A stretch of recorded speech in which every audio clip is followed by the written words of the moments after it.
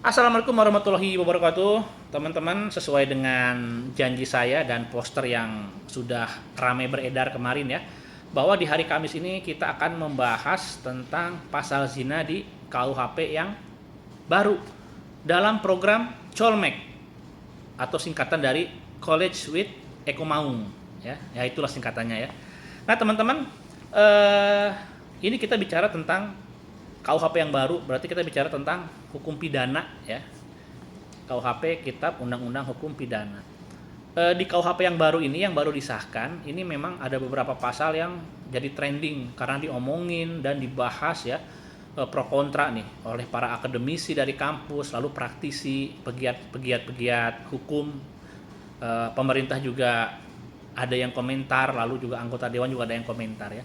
Oke, dari semua pasal, saya pikir yang paling menarik ini adalah pasal tentang zina atau pasal terkait perzinahan ya, yang dibahas juga atau diatur juga di KUHP yang baru. Nah, teman-teman, zina ya, zina ini kita hari ini nggak akan bicara tentang dosa dan tidak dosa ya. Itu kan ranahnya norma agama. Norma agama, saya pikir kalau semua agama juga mengatakan zina itu ya dilarang, jangan ya, dosa. Bahkan di Islam jauhi zina, apalagi pengertian zina dalam konteks undang-undang ini memang persetubuhan ya. Di agama mendekati saja jangan, apalagi persetubuhan. Nah, makanya kita harus bisa memisah ya, kita bedakan. Kan norma itu ada norma agama, ada norma kesopanan, ada norma kesusilaan, sama norma hukum. Nah, kita bicara tentang norma hukum ya, hukum positif di Indonesia. Zina diatur juga sebetulnya di KUHP yang lama ya. Jadi KUHP yang baru ini kan baru disahkan, lalu berlakunya itu 3 tahun setelah diundangkan ya. Setelah diundangkan baru berlaku. Jadi hari ini masih belum berlaku, tapi nanti akan berlaku ya. Zina, kita bahas yang di KUHP lama dulu ya. Zina di KUHP yang lama itu diatur di pasal 284. Nah, pengertian zina menurut KUHP yang lama dan masih berlaku sekarang ya, KUHP itu adalah persetubuhan yang dilakukan oleh dua orang, satu pasang gitu ya, dua orang, di mana salah satunya itu atau dua-duanya sudah terikat perkawinan yang sah dengan orang lain, tentunya bukan pasangannya ya, karena kalau zina itu kan berarti bukan pasangan nikahnya ya. Nah, jadi kalau dilakukan oleh laki-laki yang sudah beristri atau perempuan yang sudah bersuami, itu namanya zina ya. Bisa dua-duanya sudah nikah atau salah satunya saja sudah nikah, itu bisa zina. Nah, gimana kalau single alias salah satunya dua-duanya belum menikah? Itu enggak disebut zina menurut KUHP yang lama di pasal 284 ya. Jadi ingat, di KUHP yang lama zina itu harus sudah menikah dua-duanya atau salah satunya. Itu prinsip yang pertama. Lalu prinsip yang kedua, nah ini kuncinya ya.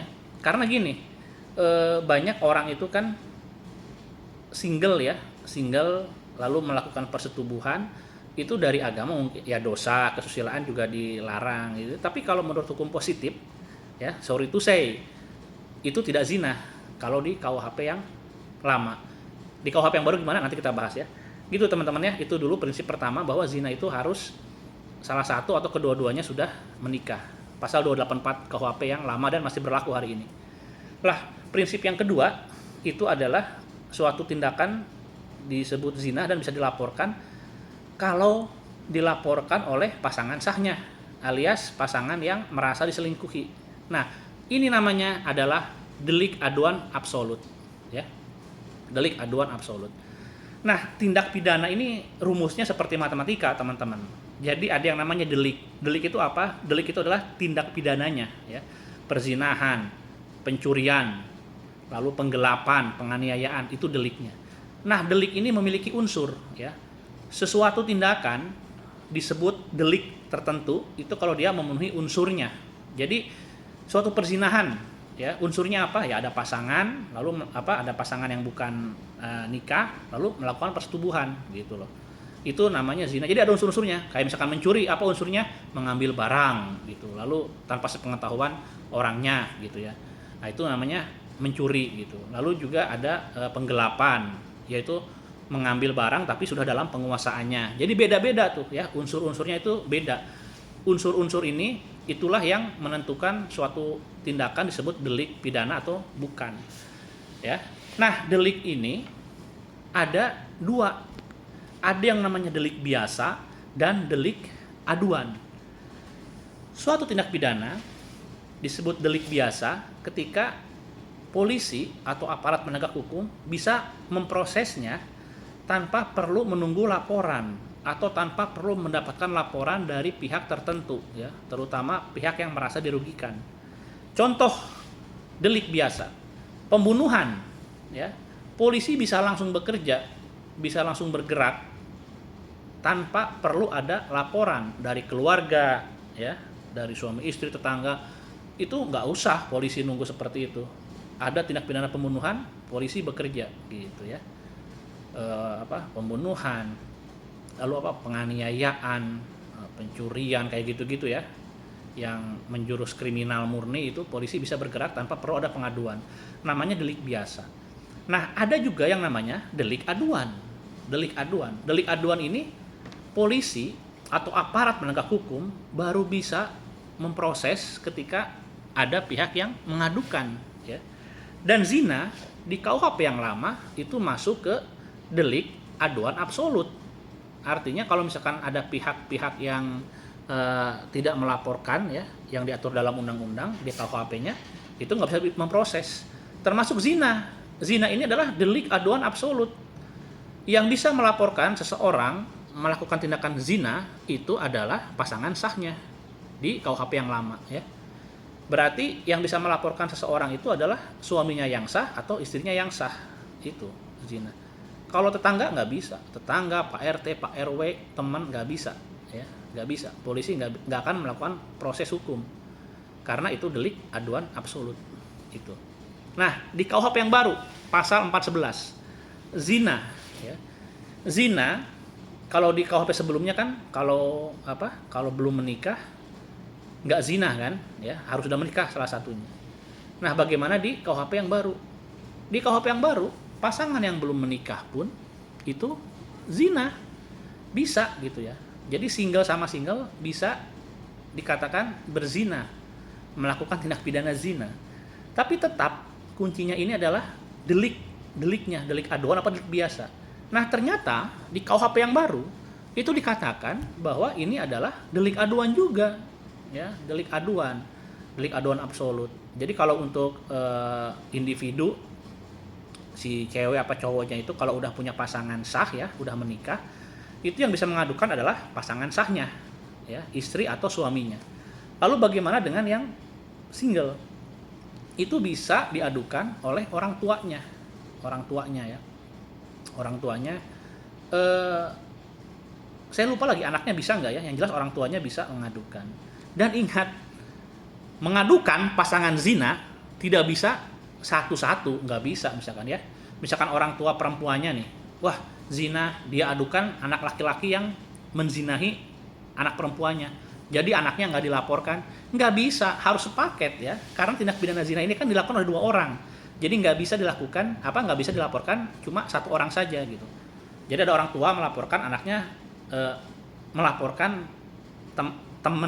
temennya anaknya gitu, jadi biar anaknya aman, anaknya nggak dilaporkan, itu nggak bisa, harus anaknya juga dilaporkan zina ya. Nah, itu ternyata masih tindak pidana absolut. Ini artinya apa? Artinya tetap di KUHP yang baru juga nggak semua orang bisa melaporkan ke polisi agar diproses hukum terkait perzinahan ya. Nggak semua orang, Pak RT nggak bisa, Pak RW nggak bisa, tetangga nggak bisa, teman-temannya nggak bisa gitu ya. Jadi tetap harus dilaporkan oleh pihak-pihak yang ditentukan di undang-undang KUHP yang baru gitu, yaitu pasangan sahnya atau orang tua. Nah, makanya sebetulnya nggak segampang itu, kan ada orang-orang yang ngomong, waduh ntar having sex langsung ditangkap polisi, ya nggak bisa. Siapa dulu yang mengadukan gitu loh. Jadi berlebihan tuh ya, sampai ada kabar turis ketakutan, lalu juga katanya masuk hotel harus kalau check-in harus menunjukkan kartu nikah, surat nikah. Bohong itu ya, nggak ada seperti itu ya. Karena kuncinya adalah di delik aduan absolut. Jadi tetap aja nggak bisa sembarangan nangkepin orang gara-gara melakukan persetubuhan di luar nikah. Nggak seperti itu ya konsepnya, dan penegakan hukumnya, law enforcementnya tidak seperti itu teman-teman ya. Semoga ini dipahami gitu, dipahami. Jadi kuncinya ini kan, atau cara berpikirnya ini ya dalam praktek kan harus dipahami nih tentang delik aduan absolutnya, gitu aja sih, simple gitu ya. Jadi proses hukum bisa dilakukan jika yang melaporkannya itu relevan dengan ketentuan di undang-undang gitu teman-teman ya. Oke teman-teman, saya pikir cuma itu saja ya. Jadi saya tetap nggak menganjurkan atau nggak mengajak orang-orang berzina, enggak, karena dalam norma agama tetap salah itu ya, dosa kan. Tadi sudah bahas belum? Norma itu ada 4, agama, kesopanan, kesusilaan, sama hukum ya. Yang kita bahas adalah norma hukum gitu loh. Oke teman-teman, gitu saja. Jadi semoga nggak ada kesalahpahaman di masyarakat ya terkait pasal zina di KUHP yang baru. Saya lupa lagi nih, ancaman dendanya itu kalau nggak salah maksimal di denda golongan 2 itu 10 juta ya kalau nggak salah. Dan kalau kurungan bisa dipenjara itu maksimal 1 tahun. Maksimal ya, ingat ini maksimal. Jadi kalau hakim ngomong 1 bulan ya nggak apa-apa, 2 bulan nggak apa-apa, maksimal. Dalam konteks pidana ini kita memang bicara itu hukuman maksimal, bukan hukuman minimal ya. Dan ingat, filosofi hukum pidana ini adalah ultimum remedium, yaitu obat atau cara terakhir ya. Jadi saya pikir nanti selain substansi KUHP yang baru juga diperlukan cara berpikir atau kemampuan berpikir para penegak hukum ya yang oke juga ya. Jadi jangan sampai ada KUHP baru tapi malah menambah persoalan di masyarakat gitu. Oke teman-teman, begitu saja. Assalamualaikum warahmatullahi wabarakatuh. Saya Komaung. Sampai ketemu lagi dalam Colmek, College of Mang Eko.